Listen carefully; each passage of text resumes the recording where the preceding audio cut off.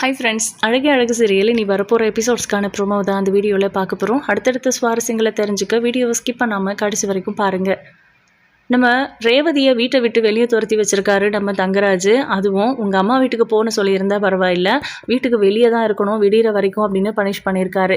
இந்த விஷயம் நம்ம ரேவதியோட வீட்டில் இருக்கிறவங்களுக்கு தெரிஞ்சால் என்ன ஆகும், அதோட விபரீதம் என்னங்கிறத இவர் புரிஞ்சுக்காமல் போயிட்டாரு. தங்கராஜுக்கு கிடைக்கிற மரியாதை எல்லாமே ரேவதியை அவர் நல்ல விதமாக பார்த்துக்கிறாரு அப்படிங்கிறதுக்காக தான். அதாவது ரேவதியோட கல்யாணம் தங்கராஜ் கூட அப்படின்னு ஃபிக்ஸ் பண்ணும்போது நம்ம பாக்கியராஜுக்கு தங்கராஜோட தங்கச்சி கூட கல்யாணம் ஃபிக்ஸ் ஆயிருக்கு. ஆனால் அந்த கல்யாணம் விருப்பமே இல்லாமல் தான் பாக்கியராஜ் ஓகே சொல்லியிருக்காரு. அதுக்கப்புறம் கல்யாண சமயத்தில் மலரை கல்யாணம் பண்ணிக்கிட்டாரு. அதனால தான் மலர் மேலேயும் பாக்கியராஜ் மேலேயும் தங்கராஜுக்கு அவ்வளோ கோவம்.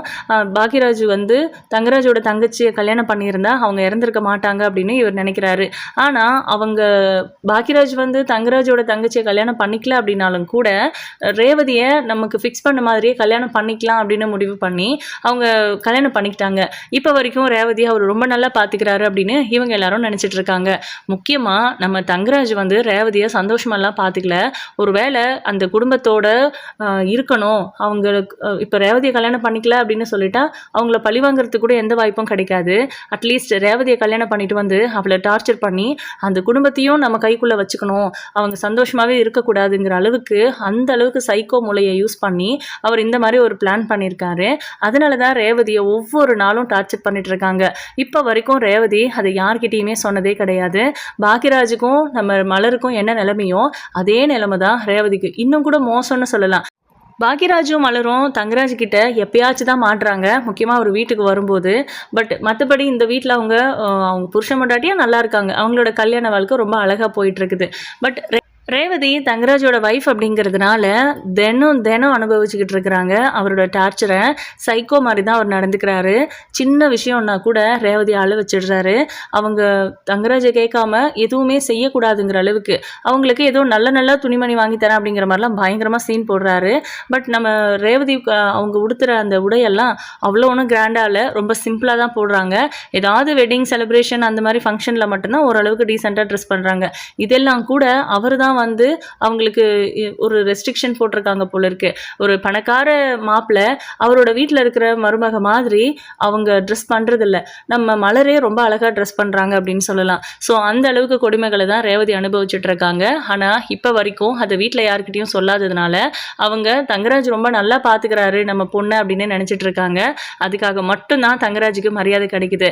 பட் இப்போ அவரு எல்லாருக்கிட்டையும் அசிங்கப்பட்டுட்டாரு அப்படின்னு சொல்லலாம்.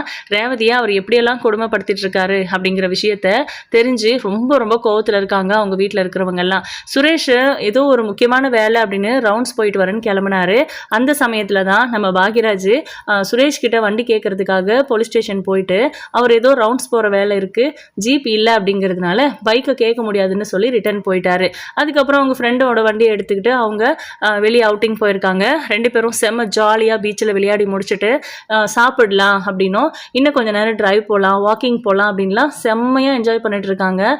ஆனால் நம்ம தங்கராஜும் மலரும் கூட அவ்வளோ ஒன்றும் அந்த வீட்டில் சந்தோஷமாக இல்லை. அவங்களுக்குள்ள ஒரு மியூச்சுவல் அண்டர்ஸ்டாண்டிங், அவங்க ரொம்ப ஜாலியாக இருக்காங்க, சந்தோஷமாக இருக்காங்க. அப்படின்னாலும் அந்த வீட்டில் ஒரு சம்பளம் இல்லாத வேலைக்காரியாக தான் மலர் இருந்தாங்க. அவங்களுக்கு எந்த சந்தோஷமும் அந்த வீட்டில் கிடைச்சதே கிடையாது. முக்கியமாக அவங்கள ஒரு மனுஷியாகவே நடத்த மாட்டாங்க, ஒரு ஸ்லேவ் மாதிரி தான் அந்த வீட்டில் அவங்க இருந்துட்டு இருந்தாங்க. ஆனால் நம்ம மதி வீட்டுக்கு வந்ததுக்கு அப்புறம் தான் மலருக்கும் கொஞ்சம் இம்பார்ட்டன்ஸ் கொடுக்க ஆரம்பிச்சிட்டாங்க எல்லாருமே. அதுவும் மதியை பார்த்து ஒரு சிலர்லாம் இவகிட்ட போய் பேச முடியுமா அப்படிங்கிற மாதிரி பயப்பட ஆரம்பிச்சிட்டாங்க. அதுவும் அவங்க மாமியார் லக்ஷ்மியே அந்த மாதிரி பயப்பட ஆரம்பிச்சிட்டாங்க. ஸோ மதியோட இன்ட்ரெஸ்ட், மதியோட சப்போர்ட்னால தான் இவங்க ரெண்டு பேரும் இப்போ நைட் டிரைவ் வந்திருக்காங்க. அதுதான் நம்ம மலருக்கு இருக்கிறதுலே பெஸ்ட் பர்த்டே அப்படின்னு அவங்க அவ்வளோ ஹாப்பியாக இருக்காங்க. ஆனால் மதி சப்போர்ட் பண்ணாங்க. பட் அவங்களுக்கு எந்த கஷ்டமும் இல்லை, வீட்டில் இருக்கிறவங்களை சமாளித்தது மட்டும்தான். இங்கே நம்ம ரேவதி தங்கராஜ் கிட்ட மாட்டிக்கிட்டு முடிச்சுட்டு இருக்காங்க. அவருக்கு தெரியாமையே நம்ம மலரோட பர்த்டேக்கு வந்துட்டு போயிடலான்னு நினச்சாங்க. அது சாத்தியமே இல்லை அப்படின்னு ரேவதி யோசிச்சிருந்துருக்கணும். ஏன்னா தங்கராஜுக்கு இந்த மாதிரி விஷயங்கள்லாம் அப்படியே ஒரு சின்ன விஷயம்னா கூட அப்படியே மூக்கு வேர்த்துரும். நம்மளை கேட்காம போயிருக்கா, அதுவும் மலரோட பர்த்டேலாம் ஒரு யூஸ்ன்னு அவளோட பர்த்டேக்கு என்கிட்ட பெர்மிஷன் வாங்காமல் போயிருக்கா, நம்ம அனுப்ப மாட்டோன்னு தெரிஞ்சும் நம்ம கோவப்படுவோன்னு தெரிஞ்சும் போயிருக்கா அப்படின்னு அவரோட ஈகோ. அதனால தான் ரேவதியை ரொம்ப கொஸ்டின் பண்ணி டார்ச்சர் பண்ணி வீட்டை விட்டு வெளியே துரத்தி வச்சிருக்காரு. விடுற வரைக்கும் இங்கே தான் இருக்கணும்னு அழுதுட்டு உட்காந்துட்டு இருக்காங்க. சுரேஷ் அந்த பக்கமாக ஏதோ ரவுண்ட்ஸ் வர்றதா வந்ததுனால தங்கராஜோட ஏரியாவுக்கு வர வேண்டியதாக ஆயிடுச்சு. ஸோ இங்கே வந்துட்டு மாமா கூட பேசலன்னு தெரிஞ்சால் அவர் கண்டிப்பாக கோச்சிப்பாரு அப்படின்னு யோசிச்சுட்டு அவங்களுக்கு ஃபோன் பண்ணுறாங்க தங்கராஜுக்கு. அவர் நல்லா தூங்கிக்கிட்டு இருக்காரு. அதுக்கப்புறம் ரேவதியோட ஃபோன் ரிங் ஆகுது. அப்போது டக்குன்னு முழிச்சுக்கிறாரு. அவ்வளோ சந்தேகம், அவ்வளோ அந்த ஈகோ அவருக்கு. ரொம்ப அசிங்கமாக பிஹேவ் பண்ணுறாரு இந்த மாதிரி விஷயங்கள்ல அப்படிங்கிறது தான். அவர் என்ன இந்த நேரத்தில் இவரோட ஃபோன் ரிங் ஆகுது அப்படின்னு வேகமாக எடுத்து பார்க்குறாரு. அப்போது சுரேஷ் கால் பண்ணுறாருங்க. என்ன இந்த நேரத்தில் இவன் கால் பண்ணுறான் அப்படின்னு யோசிச்சுட்டு அவரோட ஃபோனை எடுத்து பார்த்தா அவரோட ஃபோனுக்கும் கால் வந்திருக்கு. நமக்கு பண்ணி பார்த்துருக்கா, அதுக்கப்புறம் அவளுக்கு பண்ணுறான், என்னவா இருக்கும் அப்படின்னு யோசிச்சுட்டு ரேவதியோட ஃபோனை அட்டென்ட் பண்ணி, சொல்லு மச்சான், என்ன இந்த நேரத்தில் கால் பண்ணியிருக்கேன் அப்படின்னு கொஞ்சம் தூக்க கலக்கத்தில் பேசுகிற மாதிரி பேசுகிறாரு. அப்போது சுரேஷ் இருந்துட்டு, என்ன மாமா அக்கா ஃபோனை நீங்கள் எடுக்கிறீங்க, உங்கள் ஃபோனை எடுக்கவே இல்லை அப்படின்னு.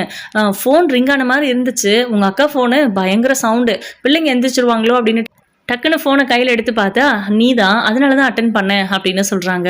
ஓ அப்படியா, சரிங்க மாமா, என்ன பண்ணுறீங்க அப்படின்னு கேட்குறாங்க. டேய் என்னடா நீ இந்த நேரத்தில் கால் பண்ணி, நான் தூங்கிட்டு இருக்கேன்டா அப்படின்றாங்க.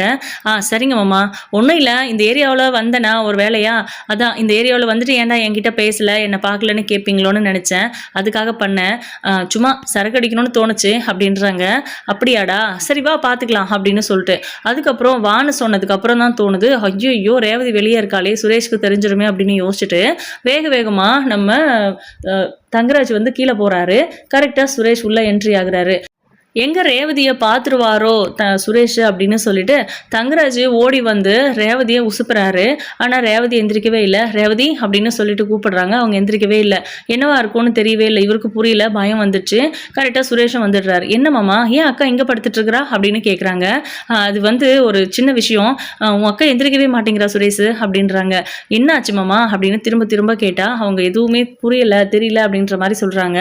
அதுக்கப்புறம் மாமா தண்ணி எடுத்துகிட்டு வாங்க அப்படின்னு கேட்டால் அவர் ஓடி போய் தண்ணி எடுத்துட்டு வராரு. தண்ணி தெளிச்சு பார்த்தாலும் அவங்க எந்திரிக்கவே இல்லை. அதுக்கப்புறம் என்னாச்சு மாமா, ஏன் அக்கா வெளியே படுத்துட்டு இருக்கா அப்படின்லாம் சுரேஷ் திரும்ப கேட்டாலும் தங்கராஜ் அப்படியே மழுப்ப தான் பார்க்குறாரு. மாமா உங்களை தான் கேட்குறேன், எதுக்கு அக்கா வெளியே இருக்கா அப்படின்னு கேட்குறாங்க. அவளுக்கு பனிஷ்மெண்ட் கொடுத்தேன்டா அப்படின்னு ஒரு மாதிரி திமுறா ஒத்துக்கிறாரு. பனிஷ்மெண்ட்டா, இது என்ன மாமா பனிஷ்மெண்ட்டு அப்படின்னு கேட்குறாங்க. எதுக்கு பனிஷ்மெண்ட்டோன்னு கேட்குறாங்க. அப்போது நம்ம தங்கராஜ் சொல்கிறாரு, என்னை கேட்காம மலரோட பிறந்த நாளுக்கு போனது தப்பு, அது மட்டும் இல்லை கோயிலுக்கு போகிறேன்னு போய் சொல்லிட்டு போயிருக்கா. பிள்ளைங்களை எங்கள் அம்மா கிட்ட விட்டுட்டு அப்படி என்னடா மலரோட பிறந்த நாளை கொண்டாடுறதுக்கு இவளுக்கு அவ்வளோ அவசியம் வந்துச்சு, அதுக்காக தான் இவன் இன்னைக்கு நைட்டு ஃபுல்லாக வெளியே இருக்கணும்னு வெளியே அனுப்புனேன் அப்படின்றாங்க. ஒரு மாதிரி சுரேஷ் யோசிச்சுட்டு, மாமா அக்காவை அடிச்சிங்களா அப்படின்னு கேட்குறாங்க. இல்லைடா நான் இதுக்கு அடிக்கிறேன், பனிஷ்மெண்ட் இது, அவ்வளோதான், எங்கள் அம்மா வேண்டான்னு தான் சொன்னாங்க, இவன் இந்த மாதிரி பண்ணாதான் இன்னொரு நாளைக்கு நம்ம கிட்ட கேட்காம எங்கேயும் போக மாட்டான்னு யோசிச்சு இந்த மாதிரி பண்ணிட்டேன் அப்படின்றாங்க. மாமா இதெல்லாம் ரொம்ப தப்பு மாமா, அக்கா எங்கள் வீட்டுக்கு தானே வந்தா, ஒருவேளை கேட்காம வந்தா கூட தான் என்ன அப்படின்னு சொல்லி கேட்குறாங்க. ஏன் உங்கள் வீட்டு மருமகள்கள் யாராவது ஒருத்தர் உங்களை கேட்காம, உங்கள் அப்பா அம்மாவை கேட்காம அவங்க வீட்டுக்கு போனால் அமைதியாக விடுவீங்களா அப்படின்னு. மற்றவங்களை விடுங்க மாமா, நான் கண்டிப்பாக அவள் இஷ்டம் போயிட்டு வரட்டும்னு தான் நினைப்பேன், எங்கள் அப்பா அம்மா கிட்ட பெர்மிஷன் வாங்கட்டும்னு ஒன்றும் பிரச்சனை இல்லை தான், ஆனால் நீங்கள் யோசிச்சு பாருங்க, கேட்டிருந்தா நீங்கள் விட்டுருப்பீங்களா? மலரணினாலே உங்களுக்கு சுத்தமாக பிடிக்காது, அதனால கூட அக்கா சொல்லாமல் வந்திருப்பாள்ல, இதை கூட புரிஞ்சுக்க மாட்டீங்களா மாமா? என்னாச்சு மாமா உங்களுக்கு, நீங்கள் 2 பேரும் நல்லா தானே இருந்தீங்க அப்படின்னு கேட்குறாங்க. சரி ஏன் அக்கா எந்திரிக்க மாட்டேங்கிறா அப்படின்னு. தெரியலையேடா அப்படின்றாங்க. மாமா ஏதாவது பூச்சி இது கடிச்சிருக்குமா, பாம்பு அந்த மாதிரி ஏதாவது கடிச்சிருக்குமா அப்படின்னு சுரேஷ் பயப்படுறாரு. அவங்களுக்கு என்ன பண்ணுறதுனே தெரியல. ஹாஸ்பிட்டலுக்கு கூப்பிட்டு போகலாமா அப்படின்னா அவன் நடிக்கிறா சுரேஷ் அப்படின்றாங்க. மாமா நீங்கள் சும்மா இருக்கீங்களா அப்படின்னு சொல்லிட்டு அதுக்கப்புறம் மறுபடியும் உசுப்பி பார்க்குறாங்க, தலையை தட்டி பார்க்குறாங்க, கன்னத்தை தட்டி எழுப்புறாங்க. ஆனால் அவங்க எந்திரிக்கிறதே இல்லை. மாமா எனக்கு பயமாக இருக்குது மாமா, ஹாஸ்பிட்டலுக்கு போயிடலாம் அப்படின்னு சொல்கிறாங்க. இல்லைடா ஒன்றும் பிரச்சனை இல்லை, நீ பயப்படாத அப்படின்னு சொல்லிட்டே இருக்காங்க. அவங்க கையில் ஏதோ மாத்திரை இருக்குது. அந்த மாத்திரை ஸ்லீப்பிங் டோஸ். ஆக்சுவலாக 6 மாத்திரை இருந்ததில் 2 போட்டிருக்காங்க. ஸோ கண்டிப்பாக வந்து ஒரு 12 மணிலேருந்து 14 மணி நேரம் வரைக்கும் தூங்குவாங்க, அதுக்கப்புறம் தான் அவங்க தூக்கம் தெளியும் அவங்களுக்கு அப்படிங்கிற மாதிரி சுரேஷ் வந்து அந்த மாத்திரையை ஃபோனில் சர்ச் பண்ணி செக் பண்ணி கண்டுபிடிக்கிறாரு. அதுக்கப்புறம் இது ஸ்லீப்பிங் டோஸ் தான், எப்படியோ 2 தான் போட்டிருக்கா அக்கா அப்படின்னு சொல்லி. அதுக்கப்புறம் கொஞ்சம் நேரம் யோசிக்கிறாரு. மாமா நான் அக்காவை எங்கள் வீட்டுக்கு கூப்பிட்டு போகிறேன் அப்படின்றாங்க. என்னடா விளையாடுறியா இந்த நேரத்தில் எப்படி அப்படின்னு கேட்குறாங்க. அதான் எங்கள் அக்கா ஏதோ தப்பு பண்ணிட்டான்னு சொல்லி வீட்டை விட்டு வெளியே அனுப்பியிருக்கீங்க, அவள் எங்கள் வீட்டுக்கு வர்றதுக்கு எவ்வளோ நேரம் ஆயிருக்கும், அப்போ கூட இங்கேயே தானே படுத்து கிடக்கிறா, அதனால தானே நீங்கள் கண்டிப்பாக அடிச்சிருப்பீங்கன்னு கூட எனக்கு தோணுது, உங்கள் கோவம் எப்போ போகுதோ அப்போ வந்து அக்காவை கூப்பிட்டுக்கோங்க, இப்போ நான் அக்காவை வீட்டுக்கு கூப்பிட்டு போகிறேன் அப்படின்னு சுரேஷ் வந்து பாக்யராஜுக்கு கால் பண்ணி உடனே கார் எடுத்துகிட்டு வானே அப்படின்றாங்க. அவர் அவுட்டிங் போயிருக்கிற விஷயம் வேறு நம்ம சுரேஷ்க்கு தெரியாதுல்ல. அதுக்கு அதுக்கப்புறம் அவன் எங்கே உங்கள் வீட்டில் இருக்க போகிறான், அவன் தான் வெளியே சுத்த போயிருக்கானே அப்படின்றாங்க. என்ன சொல்கிறீங்க அப்படின்னு சொல்லிட்டு பாக்கியராஜும் லைனில் தான் இருக்காரு. என்னாச்சுடா, எங்கே கார் எடுத்துகிட்டு வரணும் அப்படின்னு கேட்குறாங்க. தங்கராஜோட வாய்ஸ் வேறு கேட்டுருச்சு. அதுக்கப்புறம் இங்கே மாமா வீட்டுக்கு, அக்கா வீட்டுக்கு அப்படின்னு சொல்கிறாங்க. அங்கே எதுக்கு அப்படின்னு நம்ம பாக்கியராஜ் கேட்குறாரு. ஆனால் இப்போ நீ எங்கே இருக்க அப்படின்னு கேட்குறாங்க. நான் இங்கே பீச்சில் இருக்கேன்டா அப்படின்னு சொல்கிறாங்க. சரி ஓகே, இப்போ தான் சொன்னார் மாமா அவுட்டிங் போயிருக்கீங்க அப்படின்னு. அது என்னென்ன நைட் டைமில் அப்படின்னு கேட்குறாங்க. ஓ, உங்கள் அண்ணியும் உங்கள் அண்ணனும் போனால் தப்பு, அதே உங்கள் அக்கா என் பேச்சை கேட்காம போனால் தப்பு இல்லையா அப்படின்னு கேட்குறாரு நம்ம தங்கராஜ். சுரேஷ் இருந்துட்டு அவங்க முன்னாடி ஏன் நம்ம அண்ணனை திட்டணும் அப்படின்னு யோசிச்சுட்டு, அண்ணே எதுவாக இருந்தாலும் அப்புறம் பேசிக்கலாம், நீ உடனே ஒரு கார் பேசி கூட்டிகிட்டு வா அப்படின்றாங்க. எதுக்கு அப்படின்றாங்க. அண்ணே இங்கே ரேவதி என்னமோ மயக்கத்தில் இருக்கா, என்னாச்சுன்னு தெரியல, நம்ம வீட்டுக்கு கூப்பிட்டு போகலாம் அப்படின்னு. என்னடா ஏதாவது சண்டையா அப்படின்னு. ஆமாண்ணே, எல்லாத்தையும் நான் விளக்கமாக ஃபோனில் சொல்ல முடியாது, நேரில் சொல்கிறேன். ரேவதியை நம்ம வீட்டுக்கு கூப்பிட்டு போயிடலாம், அவர் எப்போ கோவம் தணிஞ்சு வந்து கூப்பிட்டுக்கிறாரோ அப்போ கூப்பிட்டுக்கிட்டோம், மற்றதெல்லாம் நான் நேரில் சொல்கிறேன், நீ உடனே வா அப்படின்ட்டு ஃபோனை வச்சுடுறாங்க. சரி ஓகே அப்படின்னு மலர்கிட்ட விஷயத்த சொல்லி நம்ம பாக்கியராஜ் பார்த்தீங்கன்னா ஒரு காரை பேசி கூட்டிகிட்டு வரும்போது அவங்க ஃப்ரெண்டு வீட்டில் அவரோட பைக்கை விட்டுட்டு வந்துடுறாங்க. இங்கே வந்து பார்த்தா ரேவதி மயக்கத்திலே இருக்காங்க. அப்போ தான் சுரேஷ் சொல்கிறாரு, அக்கா தூக்க மாத்திரை போட்டிருக்கா, 2 மாத்திரை, இதுக்காக ஹாஸ்பிட்டலுக்கு போகணும்னு இல்லை, ஹாஸ்பிட்டலுக்கு போனால் என்ன ஏதுன்னு தேவையில்லாமல் கேஸ் எல்லாம் ரெஜிஸ்டர் பண்ண வேண்டியிருக்கும். ஸோ இது சூசைட் அட்டம்ப்டில் தான் போய் சேரும். கையில் வேறு மாத்திரை இருக்கு அக்கா கிட்ட, நான் போலீஸாக இருந்துக்கிட்டு அதுவும் டியூட்டியில் இருக்கும்போது இந்த தப்பான வேலையை பார்க்கக்கூடாது, பேசாமல் நம்ம வீட்டுக்கே கூப்பிட்டு போயிடலாம் அப்படின்ட்டு கூப்பிட்டு போகிறாங்க. நான் ஃபோனில் சர்ச் பண்ணிட்டேன், ஒரு 12 மணி நேரம் இல்லை 14 மணி நேரம் தூங்குவா, அதுக்கப்புறம் சரியாயிருவா அக்கா, நம்ம வீட்டுக்கே கூப்பிட்டு போயிடலாம் அப்படின்னு சொல்லிட்டு. எதுக்குடா இவன் மாத்திரையை போடணும் அப்படின்னு பாக்கியராஜ் பதறிட்டு கேட்கும்போது, தெரியல அக்காவுக்கும் மாமாவுக்கும் ஏதோ சண்டை போல இருக்குது அப்படின்னு.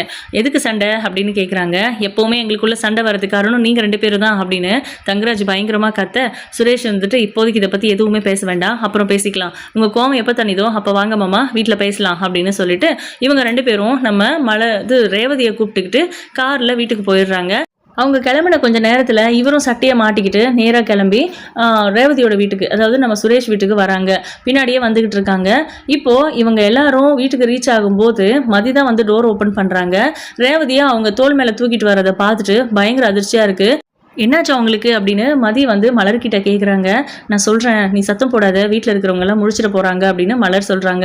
முழிக்கட்டும், அந்த விஷயம் எல்லாருக்கும் தெரியட்டும், அக்கா ஏதோ அங்கே நிம்மதியாக இருக்கான்னு நம்ம நினச்சிட்டு இருக்கோம், அவரை நம்ம எவ்வளோ மரியாதையாக நடத்துகிறோம், ஆனால் அக்கா கிட்ட அவர் இப்படி நடந்துக்குவாருன்னு தெரிஞ்சால் அவரோட மரியாதை என்ன ஆகும் அப்படின்னு. சுரேஷ் விடு, பெருசு பண்ண வேண்டாம், அதான் ஸ்லீப்பிங் டோஸு 2 மாத்திரை தான், பிரச்சனை இல்லைன்னு சொல்கிறல்ல, அப்புறம் என்ன, உள்ளே கூட்டு போய் தூங்க வைக்கலாம், எப்போவுமே வழக்கம் போல் காலையில் எந்திரிக்கட்டும், அதுக்கப்புறம் பார்த்துக்கலாம் எதுவாக இருந்தாலும் அப்படின்னு சொல்லி உள்ளே கூப்பிட்டு போகிறாங்க. அந்த நேரத்தில் அதாவது 2 பேரும் தூக்கிட்டு தான் போகிறாங்க.